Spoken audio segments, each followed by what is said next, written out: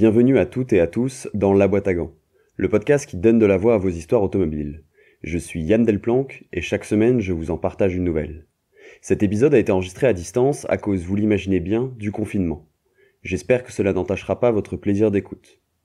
Aujourd'hui j'ai le plaisir de recevoir Saad Benchemzi, l'un des 4 cofondateurs de la chaîne YouTube GDB pour Garage des blogs et ses près de 130 000 abonnés. À travers cet épisode, il revient sur son enfance au Maroc et sa passion pour l'automobile depuis tout petit jusqu'à son arrivée en France. Il nous raconte aussi les différents moments marquants de la chaîne YouTube qu'il a co-créée jusqu'à son explosion récente grâce à des formats tels que le T5M. Vous découvrirez d'ailleurs l'histoire folle qui se cache derrière ce format. Cet épisode regorge d'anecdotes croustillantes, je vous donne seulement quelques mots-clés comme Top Gear ou pilote de Formule 1 Ferrari. Elles ne manqueront pas de vous faire sourire tout en levant le voile sur les coulisses du GDB, l'étoile montante de la scène automobile française sur YouTube.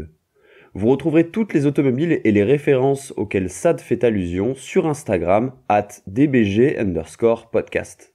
Je vous souhaite un bon épisode. Salut Saad. Salut Yann. Tu vas bien ? Écoute, ça va super bien, merci, et toi ? Eh ben ouais, top, au top. Je suis super content de te recevoir dans la boîte à gants. Pour tout te dire, j'avais vraiment hâte de tourner cet épisode. GDB, c'est un peu mon dernier coup de cœur YouTube. J'ai découvert ça assez récemment, comme beaucoup. On va l'expliquer un peu par la suite. Est-ce que tu peux te présenter un petit peu en 2 mots pour celles et ceux qui seraient pas encore des adeptes de la chaîne YouTube GDB ? Ouais, bien sûr. Bah écoute, je vais déjà commencer par te remercier toi aussi parce que c'est toujours cool d'avoir des demandes d'interview ou de podcast et on en a absolument pas l'habitude parce que justement on a grossi très récemment et je pense que comme toi, il y a beaucoup de gens qui nous connaissaient pas il y a quelques semaines ou quelques mois à peine. Pour te refaire un peu l'histoire, je m'appelle Saad, j'ai 37 ans aujourd'hui, je crois. J'ai grandi au Maroc, je suis arrivé en France pour faire mes études supérieures. Et puis après mes études, j'ai décidé de rester ici. Je suis passionné de bagnole, de moto, de tout ce qui a un moteur qui fait du bruit et qui c'est mieux quand ça va vite, depuis tout gamin. Et je fais partie d'un collectif qui s'appelle le Garage des blogs, le GDB pour les intimes. Il y a plein de gens, je pense, qui comme toi ont découvert ça il y a quelques semaines ou quelques mois parce que on était juste des anonymes de YouTube pendant des années. Tout a commencé en 2012. Plus précisément en septembre 2012, avec un groupe de potes, on décide de monter un truc qui s'appelle le Garage des blogs. On avait chacun nos blogs à l'époque, où on racontait nos petites histoires de bagnole, la voiture de tonton que j'ai essayé le week-end, le copain qui m'a fait monter dans sa sportive, on racontait nos petites anecdotes. Et puis un jour, on s'est dit, on va mettre tout ça sur une plateforme commune qui s'appelle le Garage des blogs. Donc, parce que c'était un garage dans lequel on faisait entrer plein de blogs. Et au moment de la création, on était une bonne dizaine de personnes. Sauf qu'on était jeunes, en forme, ou jeunes et cons, c'est selon, et qu'à l'époque, bah, on avait beaucoup de temps à tuer.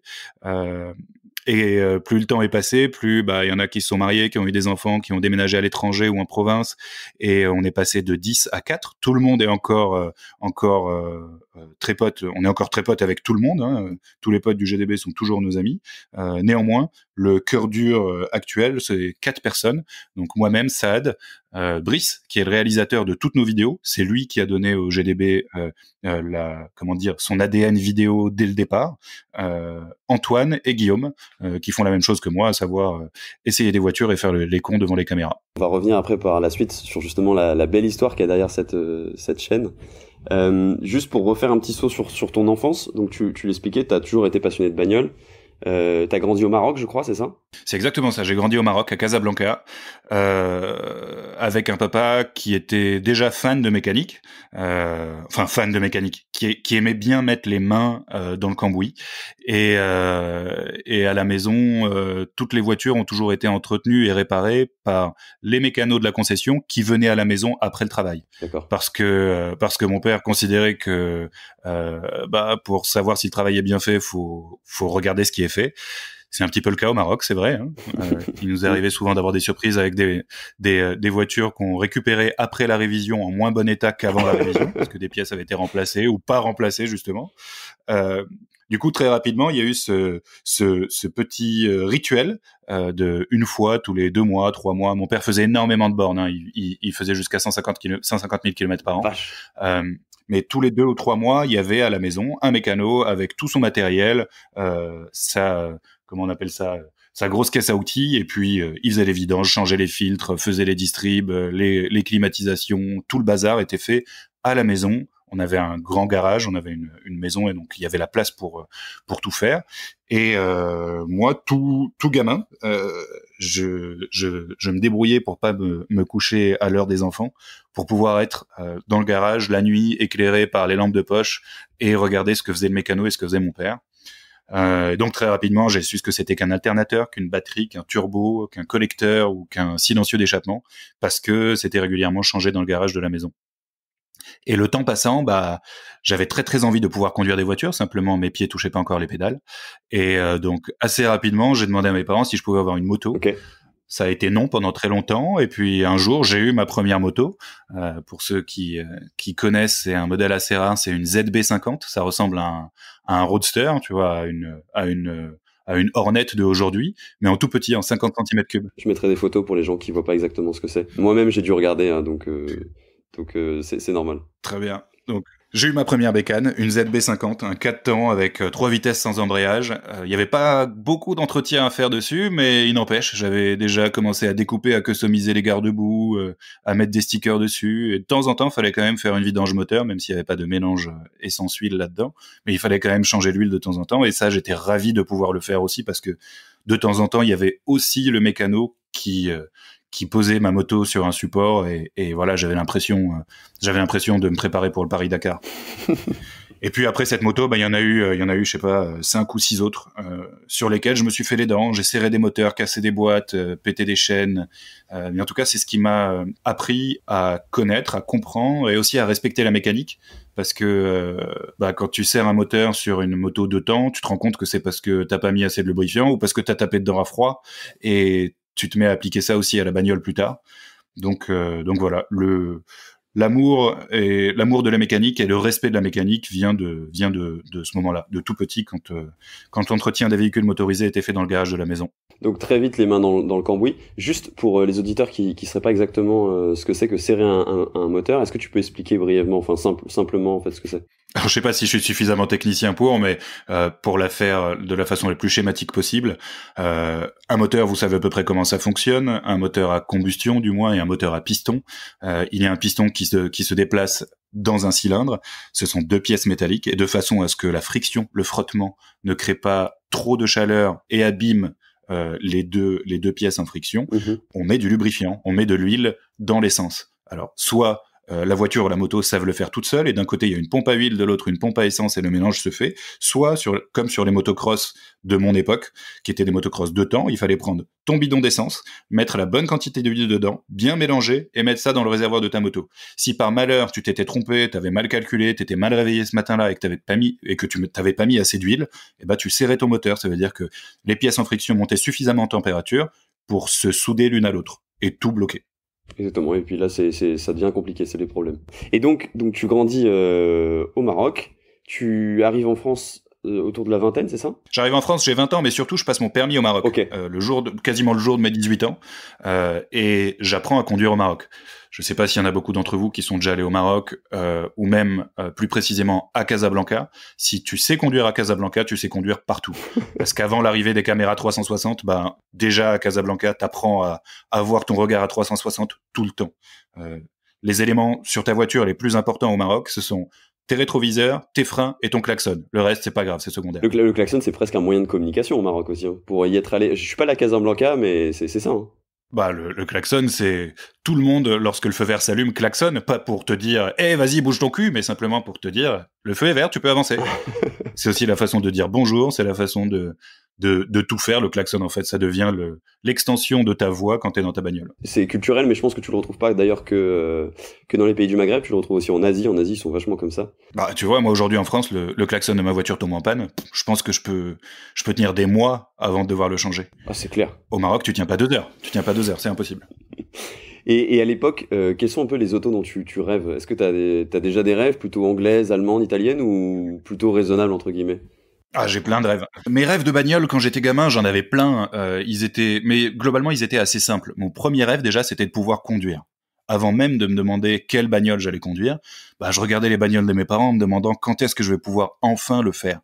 Et j'ai eu de la chance très rapidement. Mon père et ma mère m'ont proposé de prendre le volant à la campagne, dans des endroits complètement paumés, en me disant vas-y, fais-toi la main, apprends. ça c'est l'embrayage, ça c'est le frein, ça c'est l'accélérateur, voilà comment ça fonctionne, et puis vas-y. Puis il se mettait sur le siège passager, et pendant quelques minutes ou quelques heures parfois, j'avais la chance de conduire une bagnole, et c'était déjà pour moi, tu vois, sur l'échelle de la satisfaction de Maslow, j'étais déjà tout en haut. Après, quelle voiture conduire? Déjà, fallait que j'arrive au bout des performances de ces bagnoles-là. Mon père était pro Volkswagen et Audi. Il y a eu quasiment que ça toute mon enfance à la maison. Je me souviens de deux Audi 80. La première était toute carrée, la suivante un peu plus arrondie. Et il était pro diesel aussi parce qu'il faisait 150 000 bornes par an et l'essence c'était pas une option. Il faisait quel métier pour faire autant de kilomètres? Il était informaticien. Il avait une société qui s'occupait d'installer les systèmes informatiques chez ses clients. Okay. Et donc il sillonnait le Maroc d'est en ouest et du nord au sud pour aller chez ses clients installer des gros dispositifs informatiques. Ok, il était plutôt novateur aussi parce que fan d'Audi à l'époque, il faut remettre dans le contexte. Audi maintenant pour tout le monde ça paraît évident. Mais c'était encore l'outsider comparé à Mercedes ou BMW à l'époque. C'est ça. Là, tu parles d'Audi 80, faut quand même remettre dans le contexte aussi. C'est ça. Et en fait, avant l'Audi 80, même avant ma naissance, alors la toute première bagnole de mes parents, c'était une 2 chevaux. Ils en ont eu 2 ou 3 parce que quand ils étaient étudiants, ils avaient pas beaucoup de thunes et que c'était une bagnole qui te permettait mine de rien d'aller loin et avec un entretien pas cher du tout. Mais très rapidement après la 2 chevaux, ils ont eu une Golf 1 et les Golf 1, je crois qu'ils ont dû en enchaîner 4 ou 5. Ouais. Et à chacune, elle leur mettait 300 ou 350 000 bornes jusqu'à ce que mort s'en suive. Et puis la suivante. Et puis ensuite, Audi 80 pour mon père et Golf ou Jetta pour ma mère. Jetta pour ceux qui se souviennent de cette voiture. C'est la première vraie bagnole qu'ils ont eue après la 2 chevaux. Je dis pas que la 2 chevaux n'est pas une vraie bagnole, mais bon, d'un seul coup, tu te retrouves avec du confort, du chauffage, de la clim. Quand tu arrives de la 2 chevaux, ça te change la vie. Donc, je pense que surtout ce qui a fait qu'ils sont devenus pro Audi et Volkswagen, c'est le fait que ça cassait pas à l'époque. Après, j'ai peut-être pas tout vu, mais j'ai vraiment l'image de ces voitures comme étant indestructibles. Ouais, mais je pense que c'est quand même plus ou moins vrai, hein. C'est-à-dire que c'est aussi la rigueur allemande et la réputation qu'ont ces deux marques et ce groupe finalement. C'est ça. Tu me disais, quand on préparait cet épisode, qu'à 25 ans, la voiture la plus puissante que t'avais conduite, c'était, elle faisait 110 chevaux, quoi. La Golf 4. Je commence à approcher de mes 18 ans et ma mère doit changer de voiture. Elle a une Polo 1.9 litre à l'époque. Et évidemment, j'ai fait du lobbying pour que ça soit le plus puissant possible, tout en rentrant dans le budget qui s'était fixé et tout en respectant le Volkswagen ou Audi. Et on était en quoi? En 98 à l'époque?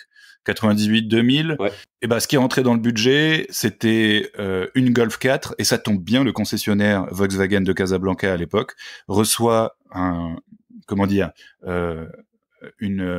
lot de Golf 4 TDI suréquipé avec 110 chevaux, qui était le moteur diesel le plus puissant de Volkswagen à l'époque, et très peu kilométré, genre 2 ou 3 000 bornes. Je pense que c'était des voitures de presse ou des voitures de marketing qui arrivaient d'Europe et qui ont été récupérées par le concessionnaire au Maroc. Donc les voitures étaient quasi neuves, 30% moins chères que les voitures neuves, et donc j'ai fait du lobbying pour que ça soit pas une Golf 4 1.9 litre SDI, mais une Golf 4 1.9 litre TDI 110 au même prix.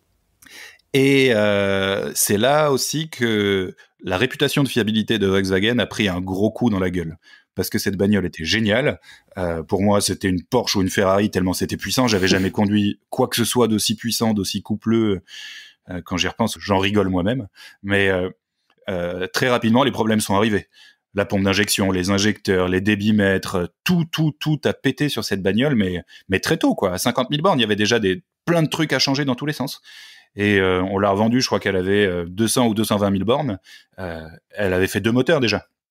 Donc c'était une super caisse, elle était super belle, elle avait des jantes 16 pouces, des gros pneus, un GPS, alors même que le GPS ne servait à rien au Maroc, il n'y avait pas de système GPS. Mais j'étais trop content d'avoir ça dans cette bagnole. Dès que je pouvais la piquer à ma mère, je lui piquais, je la déposais au travail, et puis après j'allais faire du street racing dans Casablanca. Ne faites surtout pas ça, c'est bête et c'est dangereux. Mais c'est comme ça que j'ai fait mes premières armes. En roulant à 55 km/h dans les rues de Casablanca avec une Golf TDI 110. C'est de là qu'a tout démarré, en tout cas pour toi, et donc l'aventure du GDB par la suite, dont on évoquait déjà un peu la réussite en préambule. Tu expliquais tout à l'heure justement que donc c'était avant tout le GDB une histoire de copains, une bande de 10 potes. Ouais. Aujourd'hui vous êtes 4 parce que d'autres ont choisi d'autres parcours de vie tout simplement. Est-ce que tu peux nous expliquer un petit peu, donc, C'est ça. on a contextualisé un petit peu par rapport à ton enfance. Tu me disais que donc très vite vous arrivez sur des premiers essais, c'est-à-dire que ouais, explique-nous parce que je vais mal le présenter. Ça sera carrément mieux de ta part. Donc, étant gamin, avant d'avoir mon permis ou même une fois que j'avais mon permis, à chaque fois qu'on me demandait ce que je voulais faire dans la vie, je répondais je veux essayer des bagnoles. Et on me disait que globalement c'était un métier qui n'existait pas, ou alors qu'il fallait faire des études de journalisme pour devenir essayeur auto auprès d'une rédaction, mais que les rédactions il n'y en avait quand même pas beaucoup et que j'allais galérer. Donc je fais des études un peu plus classiques, je fais une école de commerce en me disant je me ferme aucune porte, on verra bien vers quoi ça mène, mais je garde en tête ce truc de un jour mon job ce sera d'essayer des bagnoles.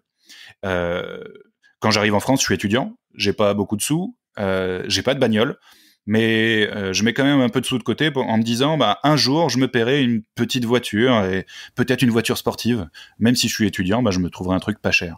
Et quelques années après être arrivé en France, je me paye une bagnole qui était quasiment épave, c'était une Fiat Coupé, 2 litres 16V turbo, qui était en pas très bon état. Hein. Il fallait faire la ligne d'échappement, il fallait faire un embrayage, mais le reste était clean. L'intérieur était clean, le moteur était clean, les compressions étaient bonnes, le turbo tournait bien, mais il y avait un peu de taf quand même. Donc je l'achète, je fais les quelques bricolages, je fais même un voyage Paris-Casablanca, parce qu'à Casablanca, j'ai toujours mon mécano de l'époque qui me dit amène-la moi, j'y passe une semaine et ta voiture est neuve. Donc je fais ce qu'il y a à faire au minimum pour pouvoir passer le contrôle technique et hop, ni une ni deux, je descends au Maroc et pendant une semaine elle est chez mon mécano qui me la remet à neuf. Et j'ai gardé cette bagnole, donc ensuite je l'ai gardée en France, je l'ai gardée plusieurs années, 3 ou 4 ans je pense. Et je l'ai vendue parce que étudiant, Paris, pas vraiment d'intérêt d'avoir une bagnole, ça commençait à coûter vraiment cher pour rien du tout. Et c'est à peu près là, je crois, que je crée mon blog avec un pote qui s'appelle Victor Diakov, qui est un trublion de Twitter et des réseaux sociaux sur le sujet automobile. Je vous invite à aller jeter un coup d'œil. Mais en tout cas, je rencontre ce type là où je bosse à l'époque, en 2008 ou 2009. Je bosse en agence de communication à Paris. Et je rencontre Victor et on se dit, ce serait cool de lancer un blog sur la bagnole, comme ça on pourra essayer des voitures. Ah oui, bonne idée. Lui était développeur, donc en quelques heures, il tombe à un thème, un blog, et puis c'était bon. Et puis moi, j'avais quelques contacts chez les constructeurs, notamment parce que un autre ami blogueur, lorsqu'il recevait des invitations à des événements autour de l'automobile, me les filait à moi parce qu'il s'en foutait complètement de la bagnole. Okay. Et donc j'avais déjà fait 2 ou 3 événements grâce à un autre pote blogueur, avec Renault, je crois, avec Continental. Et donc arrive la rencontre avec Victor, qui fait un thème de blog qui est à nous, qui s'appelait MyGT à l'époque, mygt.fr. Il est plus en ligne, parce qu'un jour on s'est fait pirater, on a eu la flemme de tout remettre comme il fallait. Okay. Mais le site est plus en ligne, mais en tout cas on crée ce truc qui s'appelle mygt.fr, et je rappelle tout de suite les 2-3 marques qui m'avaient invité à travers le blog de l'autre pote pour leur dire hey, salut, maintenant j'ai mon blog à moi avec un pote qui s'appelle Victor, vous pouvez nous prêter des voitures? Et les premiers qui se sont prêtés au jeu, ça a été Renault, et la première bagnole qu'on a essayé, c'était une Twingo RS Gordini. Et pareil, le jour où on nous a prêté ça, on avait l'impression d'aller récupérer une F40, quoi. La Gordini, donc c'est ce bleu emblématique avec les bandes blanches. Je mettrai des photos aussi pour ceux qui ne voient pas exactement ce que c'est. C'est ça. Alors sur la Twingo RS, c'est pas très joyeux parce qu'en vrai, Gordini, c'était un sorcier, un préparateur de l'espace qui faisait des bagnoles incroyables. La Twingo RS Gordini, c'est rien d'autre qu'une Twingo RS avec une peinture spécifique. Donc c'est du marketing, c'est sûr, mais nous c'était notre premier essai, on était trop contents, on s'est éclaté à essayer cette bagnole, à raconter ce qu'on en pensait sur le site, à prendre de jolies photos. C'était avant 2007, je pense, donc il y avait pas trop de relais sur Facebook, ce genre de choses. Instagram était encore très très loin d'exister. Donc c'était des articles sur des blogs. Et puis on a enchaîné comme ça, des essais. Et à chaque fois qu'on était invité sur un événement, on croisait d'autres blogueurs, d'autres youtubeurs qui venaient essayer des voitures. Et à force d'en croiser, on est devenus potes avec certains d'entre eux. Et on croisait aussi un type qui était toujours là avec sa caméra, souvent là avec sa caméra, pour faire des vidéos pour les marques. notamment pour Continental. Et ce type s'appelait Brice, et c'est l'un de mes associés aujourd'hui. Donc le GDB naît en quelle année finalement ? À quel moment vous dites ok, on se lance tous ensemble ? À force de rencontres, on rencontre des gens sur des essais automobiles et commence à naître la discussion. Et même très précisément, je crois que cette discussion naît lors d'un essai Audi A3 à Barcelone, avec 4 ou 5 des membres qui constitueront le GDB très rapidement après. En buvant une bière, on se dit plutôt que d'écrire chacun de notre côté, ce serait cool de créer un truc où on met en commun tous nos avis sur les bagnoles. Alors, l'idée est pas d'essayer 10 fois une voiture parce qu'on était 10, mais que chacun des 10 puisse donner son avis sur la caisse, parce que ça se trouve, moi je la trouve géniale, toi tu la trouves nulle, l'autre la trouve sportive, l'autre la trouve que c'est une merguez. Donc, venez, on crée un truc où on va pouvoir compiler nos ressentis au sujet des voitures. Et en septembre 2012, on est 10 ou 11, je me souviens plus exactement, on a décidé de créer un truc qui s'appelle le Garage des blogs. On a un site web et Brice nous propose de tourner une première vidéo qui sera le teaser du projet Garage des blogs. Okay. Et cette première vidéo, on demande aux constructeurs de nous prêter des bagnoles. Alors de mémoire, on avait une Citroën DS3R, une Nissan 370Z cabriolet, une Audi S6 avant, qu'est-ce qu'on avait d'autre encore, une Mégane RS Trophy jaune Sirius, c'était la Mégane 3 RS, et quelques autres bagnoles. Allez regarder Garage des blogs teaser sur YouTube et vous allez retrouver. Mais en tout cas, Brice nous propose de tourner cette vidéo. Des caisses intéressantes quand même. Des caisses super intéressantes. On se débrouille même pour que le circuit de la Ferté-Gaucher nous soit prêté. Donc ils nous ouvrent leurs portes et puis on est là pour la journée pour tourner une vidéo qui va raconter la genèse du projet GDB. Et donc dans cette vidéo, on voit tous les gens apparaître à l'image, l'esprit d'équipe qui commence à se mettre en place, l'esprit de challenge et de on se tire la bourre, le fait de donner des notations aux voitures qu'on essaye. Et pendant qu'on tourne cette vidéo sur le circuit de la Ferté-Gaucher, on voit un ULM passer au-dessus de nous. Un tout petit ULM, tu sais, une aile Delta avec un petit moteur de tondeuse à l'arrière. Ouais. Et je sais pas lequel d'entre nous, si c'est Brice ou si c'est l'un d'entre nous qui lance Brice sur le truc en lui disant ce serait cool d'avoir des images aériennes en montant dans un truc comme ça.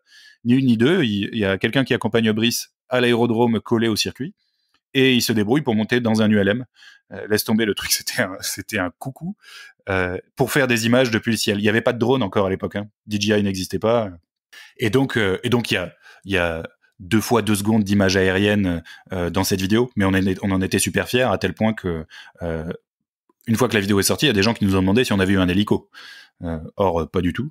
On a fait ça avec des bouts de ficelle et un gentil propriétaire du LM. Donc, bref, on fait cette vidéo de teaser, on la met sur des iPads et on va au Salon de l'Auto de Paris de 2012 en se dispatchant les constructeurs avec comme brief commun. On va voir les constructeurs, on leur montre cette vidéo et on leur dit que on a besoin de rien d'autre que des voitures qui nous sont prêtées. On a besoin de rien d'autre que de prêts de bagnoles pour pouvoir faire des jolies vidéos, des jolis articles. Et donc en une journée ou en 2 jours, sur les 2 journées presse, on fait le tour de tous les constructeurs, on leur montre la vidéo qu'ils trouvent canon. Alors l'accueil est mitigé ou l'accueil est mouvant en fonction des constructeurs. Il y en a qui accrochent tout de suite et qui nous disent carrément on a une super bagnole qui sort le mois prochain, je vous la prête, il y a pas de souci. Puis d'autres qui nous disent je vous connais pas, vous sortez d'où, forcément. Des gamins à qui je vais prêter une voiture de sport, c'est dangereux. Donc c'était vraiment le début, on a défriché le truc quoi. Et quelques semaines plus tard, la première vidéo, donc après le teaser, la première vidéo que tourne le GDB, c'est Ferrari qui nous prête 2 voitures, 2 California 30. La vache. Donc ça commence assez fort pour un premier épisode, tu vois. Carrément. Du coup, on a 2 California 30, où est-ce qu'on va les essayer ? On a un pote qui a une maison de campagne en Bourgogne à l'époque, et on va en Bourgogne. C'était en plein hiver, il pleut des cordes, mais il n'empêche, Brice a sorti des super images de ce truc. On est tous super jeunes à l'image, allez voir pareil, hein. Garage des blogs, Ferrari California 30.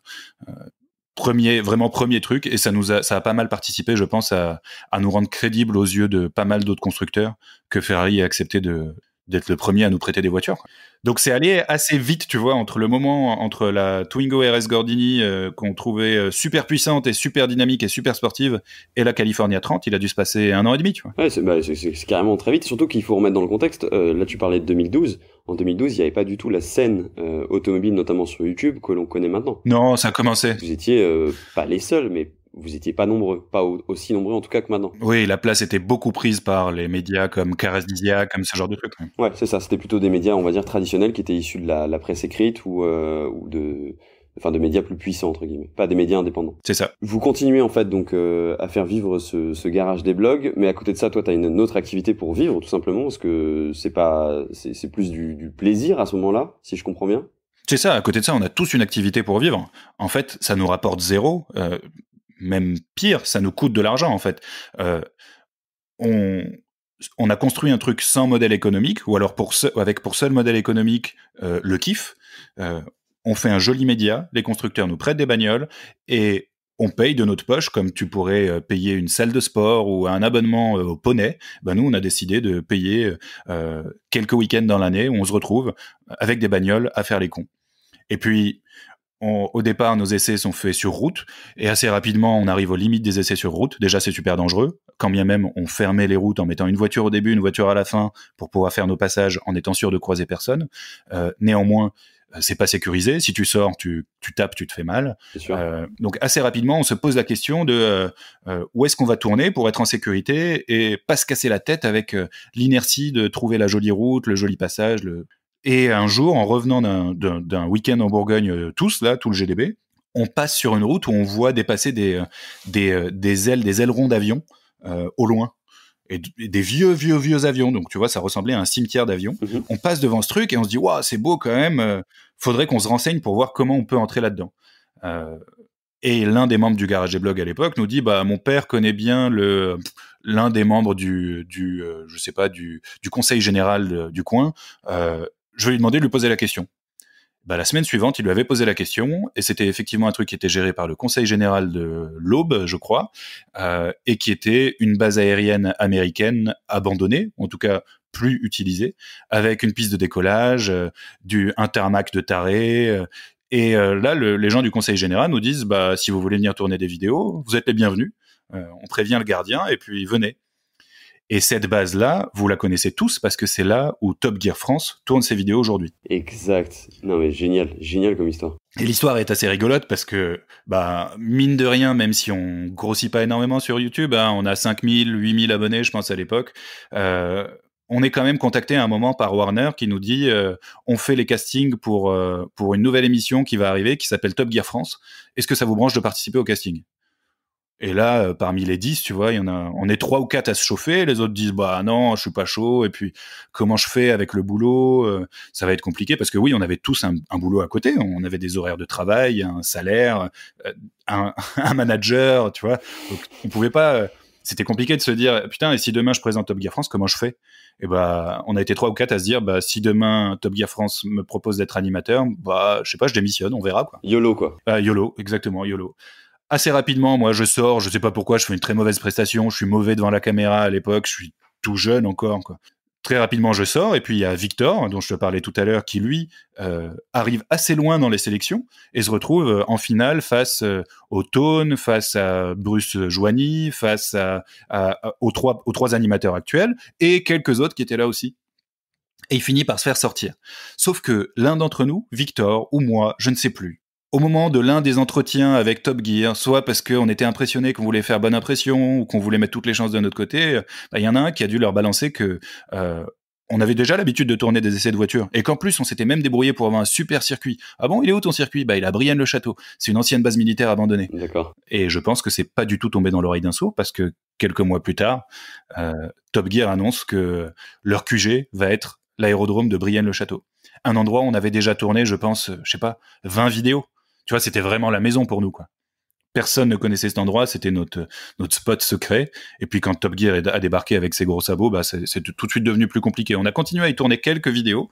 D'ailleurs, même la première fois qu'on y est retourné, après que Top Gear ait tourné sa première saison, pendant que 2 ou 3 d'entre nous étaient en train de tourner la vidéo d'essai, un autre membre du Garage des Blogs était venu avec son Renault Trafic. Dans le coffre, il avait mis un tracteur tondeuse, tu sais, une tondeuse autoportée. Et puis, dans la pelouse, dans un champ, il a dessiné un énorme pénis. Et quand je te dis énorme, c'est genre 50 mètres de long sur 5 mètres de large. Et on en a fait une vidéo qui dure 1 minute, qui est toujours sur notre chaîne YouTube, qui doit s'appeler Message à Top Gear France, ou alors Bienvenue Top Gear France, où on dit bienvenue à la maison Top Gear France, prenez bien soin de la pelouse. Et donc voilà, c'était notre manière à nous de dire que on le prenait pas mal, mais quand même c'était pas super sympa, quoi. Ouais, vous étiez un peu dégoûté quand même, c'était pas super sport, quoi. Bah, on avait perdu un endroit qui nous était mis à disposition gratuitement, qui était parfait pour tourner des images sans se faire mal. Tu vois, il y a pas un mur, il y a pas un poteau, il y a rien. Il y a une piste de décollage, putain, il y a un truc qui fait 1,5 km, tu peux prendre 250 km/h. Et tout ça, comme si t'étais chez toi. C'est clair. Il suffisait qu'on prévienne les responsables du conseil général quelques semaines avant, qu'on bloque la date, et puis on arrivait le matin, le gardien nous ouvrait la porte et on était à la maison, quoi. Ouais, je vois le truc. Et bah, l'arrivée de Top Gear a fait que, bah, déjà, tu deviens celui qui tourne ses vidéos au même endroit que Top Gear. Et puis, les 2 ou 3 fois, on y est allé après que Top Gear commence à tourner ses images là-bas. On s'est fait engueuler par la prod de Top Gear parce que on aurait déplacé un plot, une rangée de pneus ou que sais-je. Tu vois, c'était devenu chez eux, quoi. Ils avaient marqué leur territoire, on pouvait plus y aller. Donc voilà, après, on continue notre vie et vous continuez votre vie, vous continuez à faire vivre GDB et donc là c'était, on va dire, le premier contact avec la télé, si on peut appeler ça comme ça.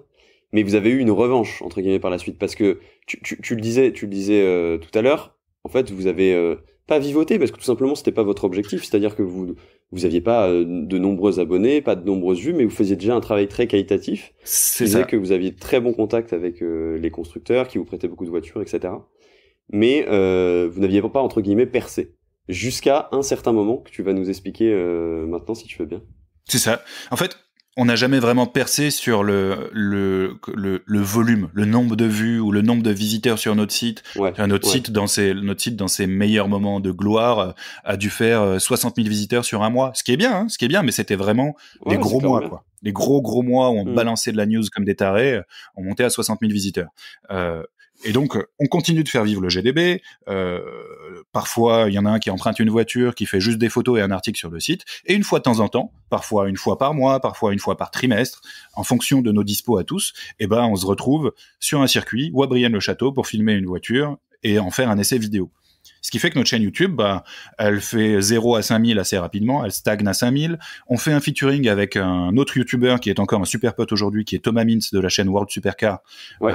On fait un featuring avec lui sur un essai M3 versus GT86. Alors c'est complètement absurde comme comparatif, hein, mais un peu comme toutes les vidéos qu'on fait, à vrai dire. Mais on fait ce comparatif, on invite Thomas à venir avec nous dans la vidéo. Pour une petite anecdote, Thomas, j'ai déjà tourné un épisode avec lui et il sera sûrement sorti quand celui-ci sortira. Donc vous pourrez l'écouter aussi, l'épisode avec Thomas. Super. C'est un mec top, Thomas. Donc on l'invite à cet essai comparatif en lui disant est-ce que ça te branche de venir sur notre circuit Brienne-le-Château à l'époque, qui n'était pas encore celui de Top Gear. On a une M3, on a une GT86. Si tu te sens de le faire, de tourner une vidéo de ton côté, nous on tourne une vidéo où tu apparais, où tu joues le rôle que tu as envie de jouer, et ça nous permettra de faire un peu plus de vues. On se renvoie des vues l'un à l'autre, et en fait, avec juste ce premier featuring, on est passé de 5000 à 10 000 abonnés en quelques semaines. Okay. Ce qui était super, ça nous a donné envie de le refaire, sauf que, je sais pas, le temps, les projets, le boulot, les machins a fait qu'on n'a pas refait de featuring de sitôt, et qu'on a stagné entre 10 et 12 000 abonnés de cette période-là. Je sais pas, ça devait être il y a 5-6 ans, il y a 5 ans, 4 ans peut-être. Vraiment, pendant une très longue période, on stagne à 12 000 abonnés, jusqu'au jour où on est contacté par une chaîne de télé qui s'appelle Automoto la chaîne, anciennement AB Moteur. Vous connaissez peut-être tous mieux le nom AB Moteur que le nom Automoto la chaîne.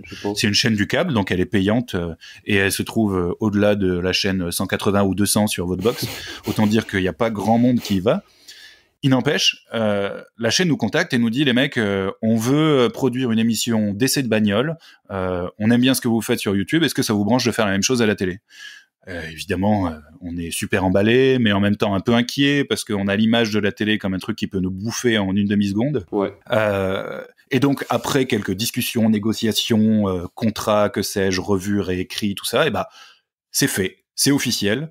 Le GDB va avoir son émission de télé qui va s'appeler Mission GDB, où il y a trois animateurs à l'image, Antoine, Guillaume et moi-même, un réalisateur derrière la caméra, Brice, mais aussi plein d'autres opérateurs, cadreurs, ingé son, monteurs. C'est vraiment un très gros dispositif par rapport à ce qu'on a l'habitude de faire à l'époque. Et on a un 4e animateur à l'image, qui sera pas là à chaque épisode, mais qui était déjà un ami de la famille, qui est Harry Vatanen. Harry Vatanen, le célèbre pilote de course. Hein. Ouais, c'est ça, le petit pilote de rallye. Et le pitch de l'émission, c'est un peu à l'image de Charlie et ses drôles de dames, où t'as un Charlie qui lance qui donne une mission aux drôles de dames. Et ben là, c'est pareil. Chaque épisode commence par Harry qui nous dit, bah, toi aujourd'hui, je veux que tu me dises quel est le break le plus sportif du marché. Et toi, je voudrais que tu m'aides parce que j'hésite entre m'acheter une Alfa Romeo ou une RS4, laquelle je choisis. Et enfin, Sad, Sad, t'as 5 minutes pour tout me dire au sujet de l'histoire de Alpine. Et c'est comme ça que naît cette émission télé qui s'appelle Mission GDB, dans laquelle il y a 3 séquences, un essai sur circuit, une immersion dans un voyage de presse que nous, on réécrit à notre façon, et un format qui s'appelle T'as 5 minutes, que beaucoup d'entre vous doivent connaître maintenant. Exactement. Et ce truc-là dure un peu plus d'1 an. Ça dure 1 an et demi entre le moment où on commence à produire et la diffusion du 24e épisode. La relation avec la chaîne n'est pas hyper simple, et je crois qu'à ce moment-là, tout le monde n'est pas vraiment chaud pour continuer sur une saison 2. Donc, d'un commun accord, la télé, ça s'arrête. Après 1 an et demi de marathon, parce que, putain, quand il faut tourner 24 épisodes de 26 minutes, et chacune des 3 séquences de chaque épisode est tournée à un lieu géographique différent, parfois dans un autre pays, bah, il y a un moment où tu es content de souffler un peu aussi, parce que c'est un gros marathon. Surtout que tu avais toujours ton boulot à côté, faut bien le dire ça. Hein. Ah oui, on a toujours nos boulots à côté. Après, à ce moment-là, moi je suis plus salarié en agence, mais je suis indépendant. Okay. Je fais le même métier en freelance, ce qui me permet de moduler mon temps sur un projet plutôt qu'un autre. Mais ouais, c'est un truc qu'il a fallu faire en plus de nos boulots respectifs. Et même parfois, bah, t'es en plein tournage et puis t'as un client qui t'appelle sur un autre sujet et tu dis pardon à tout le monde, je prends 5 minutes pour régler une urgence, tu vois. Mais il n'empêche, on fait cette première saison de 24 épisodes de 26 minutes. Ça se passe super bien. On est hyper content de ce qu'on a fait et fier du résultat. Mais avec quand même une petite réserve sur à chaque fois qu'on présentait un nouvel épisode à la chaîne, où on mettait nos tripes en blague, en déconne, en machin, et bah, il prenait un rabot. Tu vois ce que c'est, un rabot pour raboter le bois? Ouais.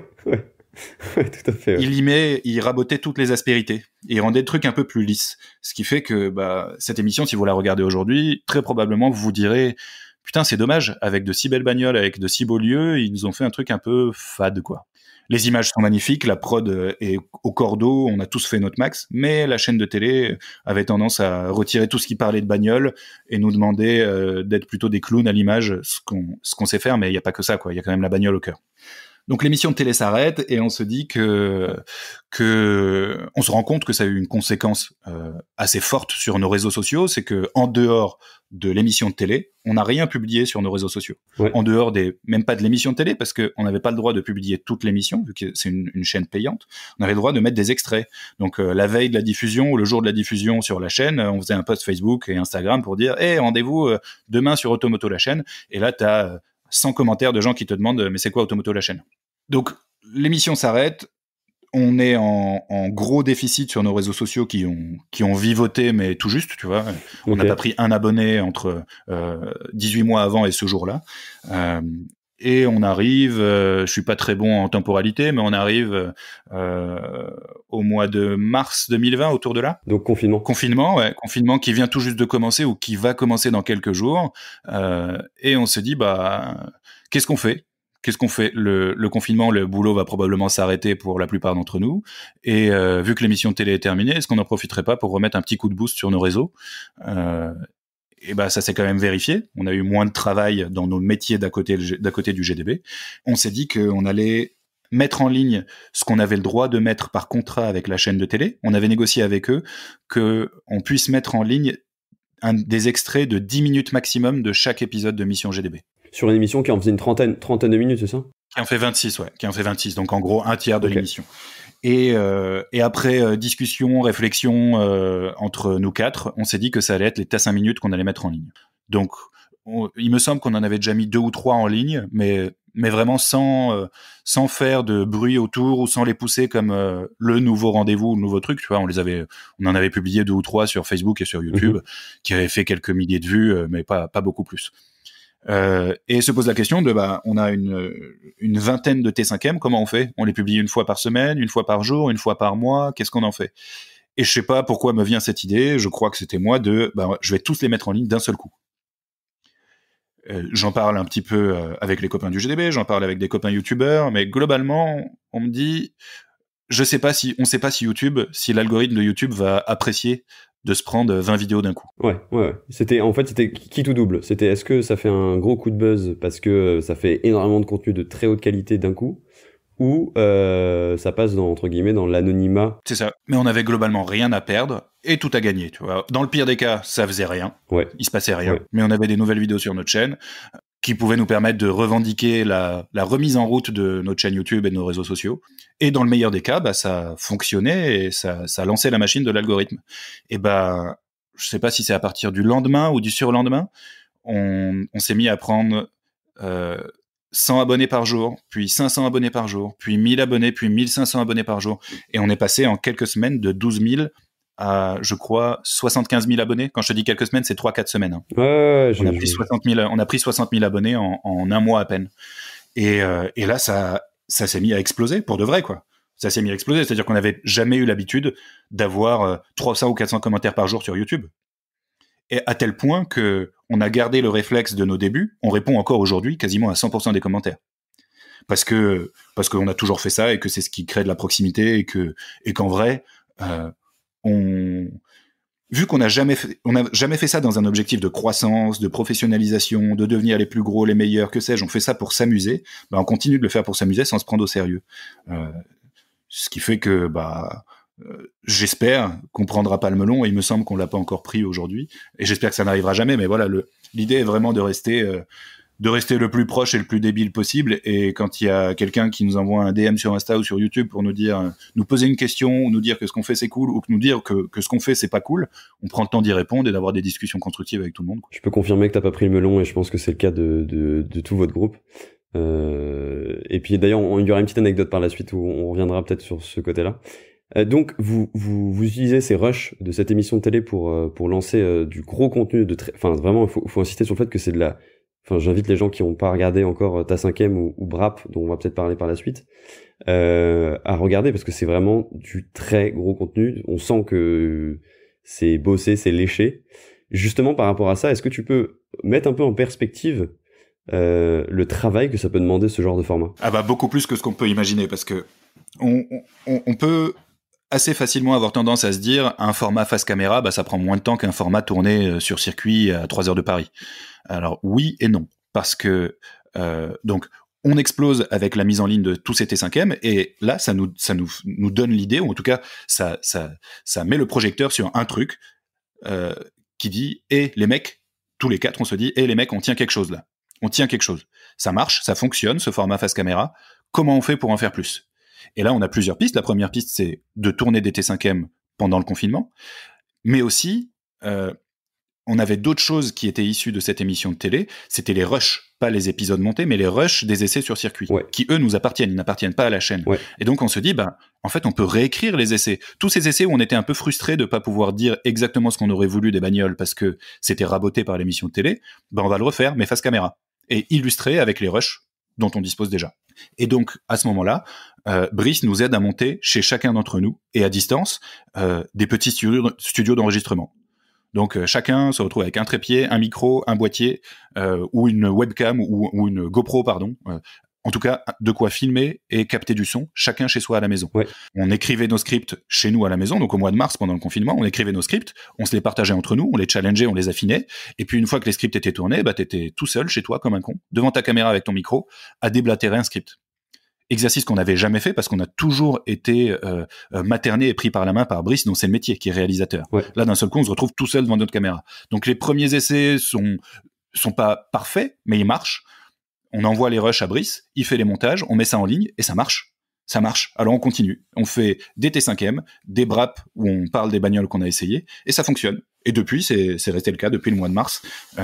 Tous les vendredis à 18h, tu as une nouvelle vidéo sur la chaîne du GDB. Et donc, pour vraiment mettre des chiffres là-dessus, un T5M, pour toi, c'est combien de jours entre le temps de recherche, le temps d'écriture, le temps de tournage, le temps de montage, T'as une idée un petit peu de la durée globale? Ouais. Entre le moment où tu te dis c'est ce sujet que je vais faire et t'es assis à ton bureau avec une feuille blanche et le moment où il est sorti, il est en ligne, il y a eu de mon côté entre 4 et 5 jours de travail. Parce que bah, tu te dis allez je vais faire un T5M sur la Ferrari F40. Ouais. Bah, tu vois, j'ai beau m'y connaître un petit peu en bagnole, je connais pas l'histoire de cette voiture, je connais pas les gens qui ont participé à la création de cette bagnole. Donc je contacte en premier le constructeur pour lui demander s'il a des archives, des communiqués de presse de l'époque, des infos, des interviews. Je ratisse tout YouTube. Je ratisse tout Wikipédia, je ratisse les forums qui restent encore une mine d'or d'infos parce que t'as quand même des moteurs de recherche qui te permettent dans les forums qui te permettent de remonter les infos dont t'as besoin. Je ratisse les vieux blogs, tu vois, les skyblogs, les trucs tenus par des papys, mais qui sont des mines d'or d'infos. Je prends tout ça, je compile et puis j'essaye d'écrire un script rigolo.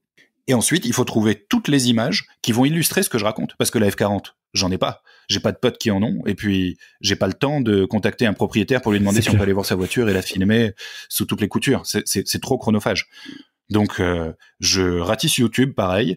Je prends tous les contenus qui sont libres de droit. Lorsqu'ils sont pas libres de droit, je contacte les créateurs de contenu. Lorsque j'ai pas de réponse de la part des créateurs de contenu et que c'est des images qui sont vraiment bien et dont on a besoin, eh ben, on crédite à l'image.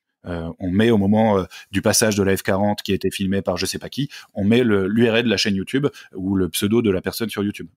Et ensuite, une fois que tout ça est écrit, que j'ai réuni toutes les images, on se retrouve avec Brice sur le studio fond vert qu'on a au bureau, qui me filme pendant, ça dure quoi, 1 heure à peu près un tournage, où je lui hurle dessus et je déroule mes 7-8 pages de script jusqu'à temps que ce soit dans la boîte. Une fois que c'est dans la boîte, je lui envoie toutes les illustrations, donc toutes les images qui servent à illustrer mon propos. Et lui, il se met sur le montage et surtout, il rajoute toute sa magie d'humour complètement débile qui fait la patte du GDB aujourd'hui, en rajoutant des mèmes, en rajoutant du bêtisier, en rajoutant des trucs qui étaient pas censés être au montage, et il en fait un truc parfait, tu vois. Il en fait un truc qui, à la base, tu te dis putain, c'est plan-plan, 15 minutes de quelqu'un qui me raconte l'histoire d'une bagnole.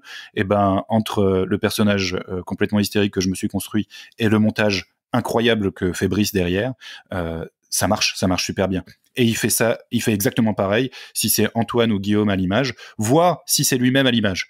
Parce que Brice était jusqu'ici 99% du temps derrière la caméra.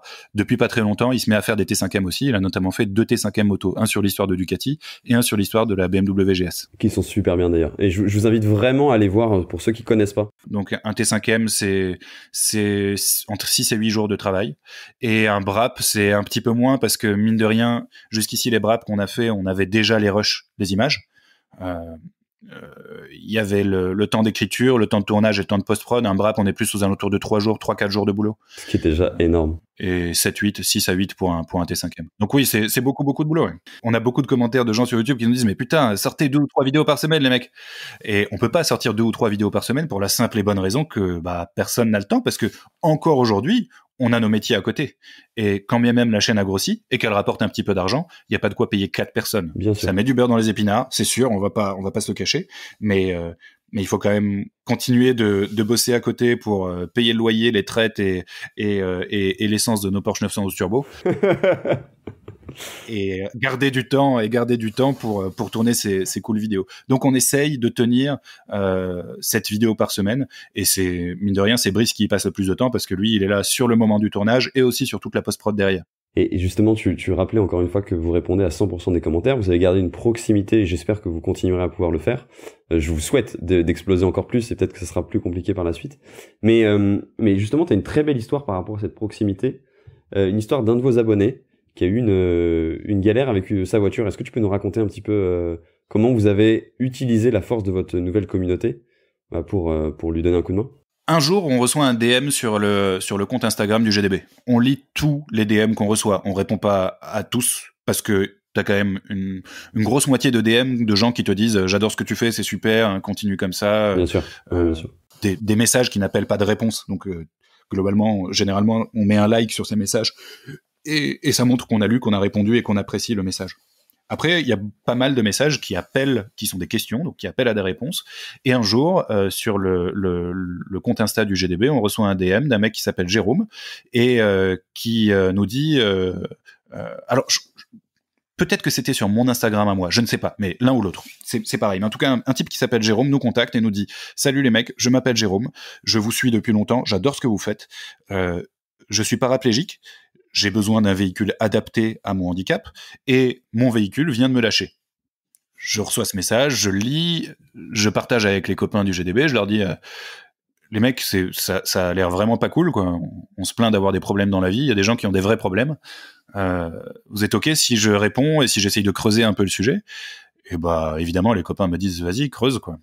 Je réponds au Jérôme en question et je lui propose très rapidement qu'on s'appelle parce que j'ai beau ne pas être méfiant, très optimiste et avoir énormément foi en l'humanité, l'arnaque est possible, tu vois. Il est possible que ce soit rien d'autre qu'une arnaque. Bien sûr. Donc j'appelle le Jérôme en question et il me propose tout de suite de faire un visio, on discute. Et il me raconte son histoire, tu vois. Il habite dans le nord de la France, il est marié, il a 2 petites filles qui ont à peu près l'âge de mes petites filles à moi, et il a un véhicule adapté à son handicap, qui est un Renault Velsatis, et qui a cassé à 350 000 km. La courroie de distribution a cassé, et puis il a tout cassé dans le moteur. Autant te dire que c'était plus cher de le réparer que d'acheter une nouvelle bagnole. Bien sûr. Il va donc voir son banquier. J'ai pas tous les détails de l'histoire, mais globalement, il va voir dans les grandes lignes, il va voir son banquier à qui il demande un prêt. Vu qu'il est le seul à travailler et que sa femme ne travaille pas à ce moment-là, le prêt leur est refusé. Il peut pas acheter de bagnole. Il crée une cagnotte sur un site de cagnotte quelques mois avant qu'on soit en contact. Et là, tous ses potes, sa famille, ses collègues mettent de l'argent sur la cagnotte. De mémoire, elle était aux alentours de 2 500 euros au moment où il me contacte. Et il me dit, j'ai besoin d'à peu près 15 000 balles pour acheter une bagnole et la faire équiper ensuite. Sachant que l'équipement est remboursé par ailleurs une fois que tu le mets. Mais il a besoin de 15 000 balles pour la voiture parce qu'il considère à ce moment-là que à 15 000 euros, il peut acheter une voiture qui lui durera encore, je sais pas, 10 ou 15 piges. Il me dit, j'ai besoin de 15 000 balles. J'ai contacté tous les gens sur lesquels je suis tombé sur Instagram et sur YouTube, des youtubeurs, des instagrammeurs, de la bagnole, de pas la bagnole, des athlètes. Globalement, il n'a pas eu de réponse. Quand il a eu des réponses, les gens ont répondu écoute, on est vraiment désolé pour toi, on est très sensible à ton histoire. Maintenant, si nous publiquement on dit qu'on veut t'aider, demain on va être inondé de demandes du même type et on pourra pas aider tout le monde, c'est pas possible. Donc on préfère n'aider personne plutôt que d'aider tout le monde, ou plutôt que d'être submergé par les demandes d'aide.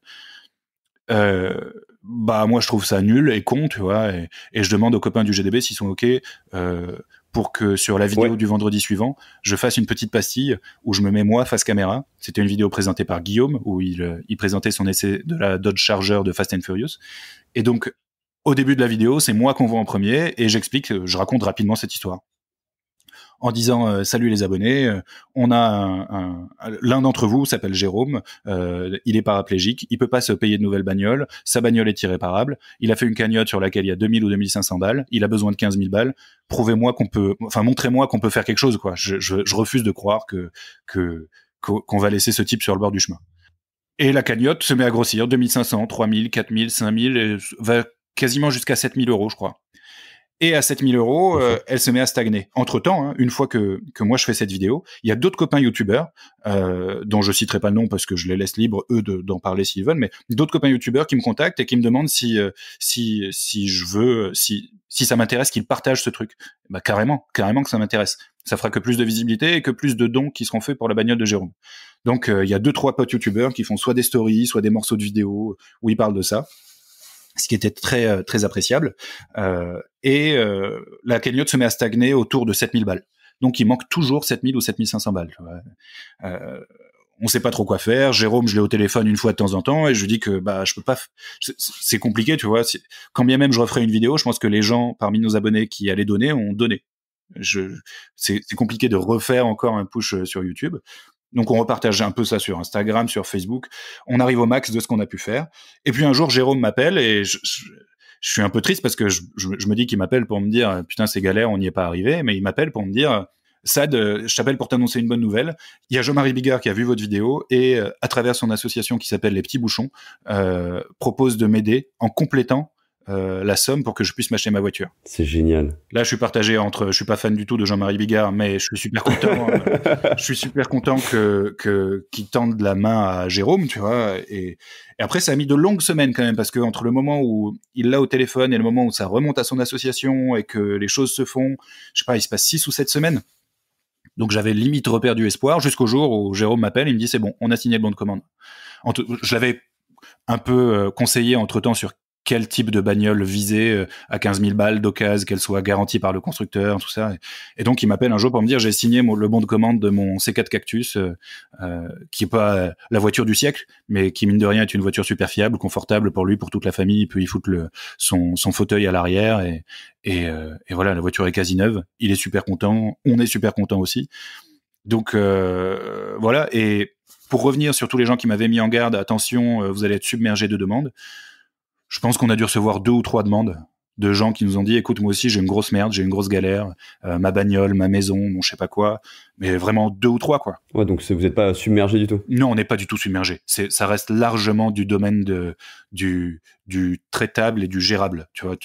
Donc, ces gens, je leur ai répondu que malheureusement, on pourrait pas faire ça toutes les semaines, tu vois, mais qu'on allait vraiment réfléchir à comment le faire, je sais pas, 1 fois par an, 2 fois par an, mettre en avant un projet qui sort du coucou, on est juste là pour kiffer, coucou, on est là pour essayer des bagnoles, mais pour aider des gens de la vraie vie, quoi, dont on fait partie aussi, hein. On roule pas sur l'or, on a tous des problèmes et des soucis aussi. Simplement, on se dit qu'aujourd'hui, on a une force de frappe qui existe, qui est réelle, et ben, si de temps en temps, on peut la mettre à profit pour des gens qui en ont besoin, bah on le fera de temps en temps, parce que trop souvent on deviendrait une chaîne d'œuvres caritatives et c'est pas le cas. C'est clair. Et mais en tout cas, on en profite pour saluer Jérôme s'il écoute un jour ce podcast.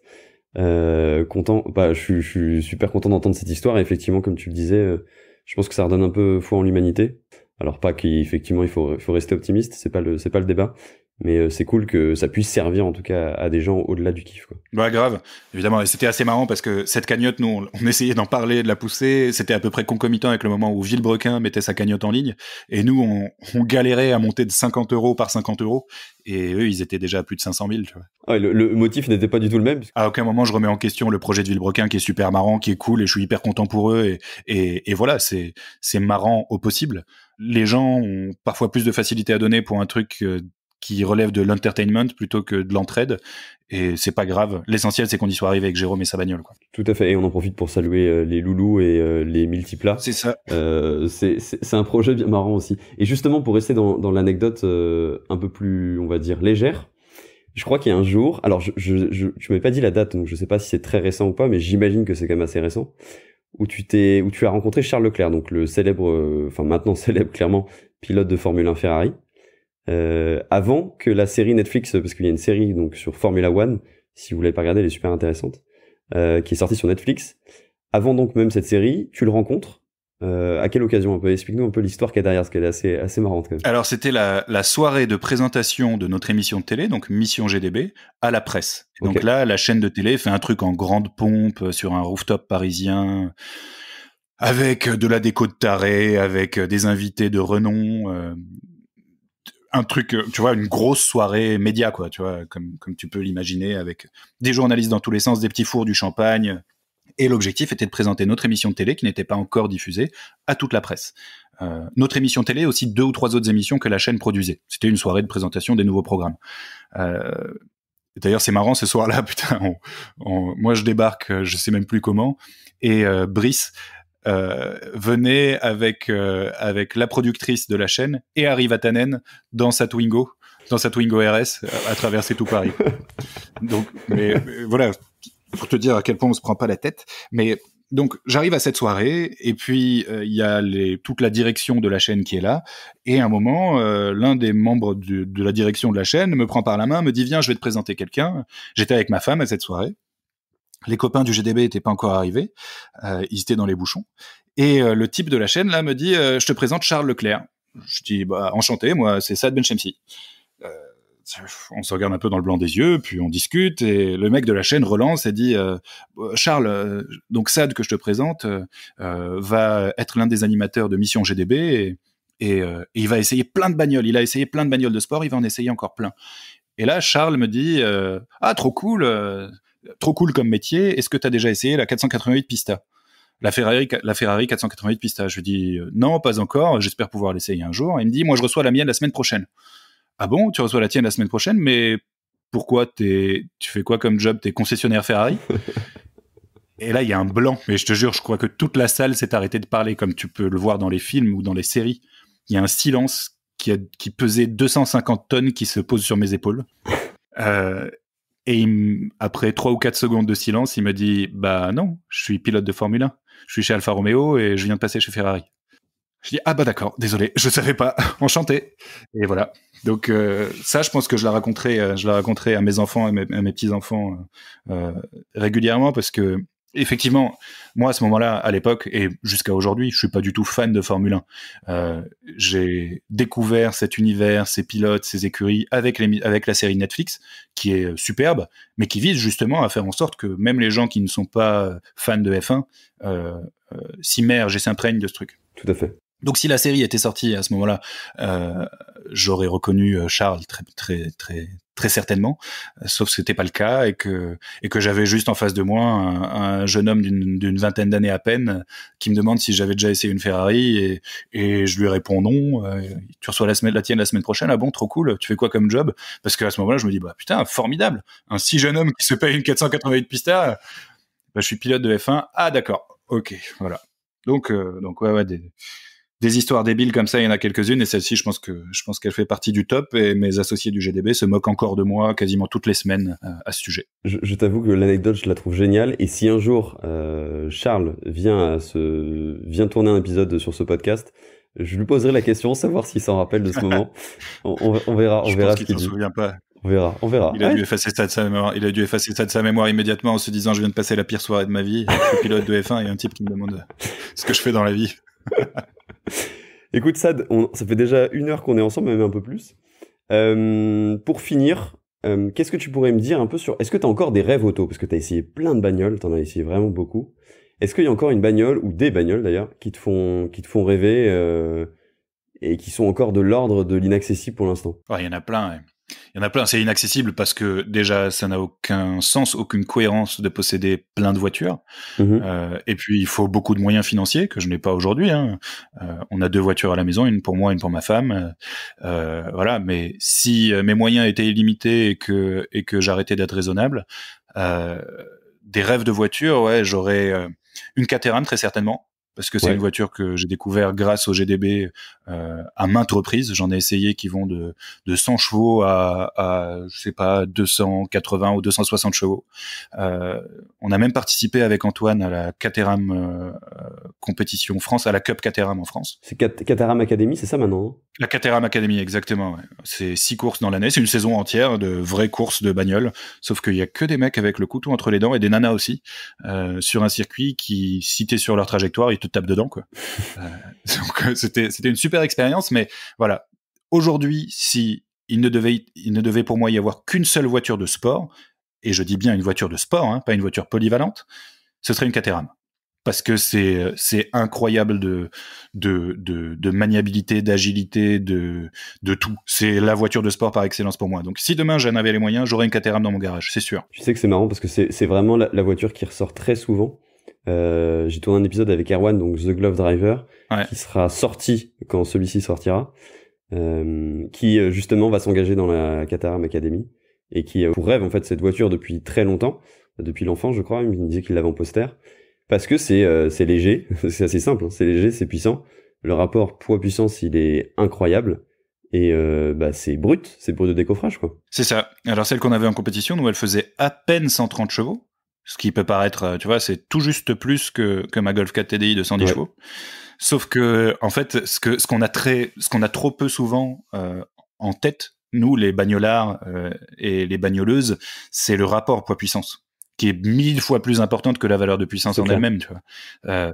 Donc, la Caterham qui fait 130 chevaux en question, elle fait que 500 chevaux. Si tu ramènes ça au poids d'une voiture normale aux alentours de quoi? 1,5 tonne, bah, tu multiplies par 3 la puissance pour avoir l'équivalent. C'est comme si tu avais une voiture de taille normale, je sais pas, une Volkswagen Passat de 3 fois 130 chevaux, donc 390 chevaux. Ce serait ça l'équivalent en puissance, en performance. Donc ouais, c'est une voiture géniale. Après, faut pas trop se cracher trop fort sur des objets trop gros parce que je pense que tu te fais un peu mal malgré l'arceau et tout. Mais voilà, c'est une recette qui marche depuis hyper longtemps, depuis la création de la Seven, ça n'a pas changé.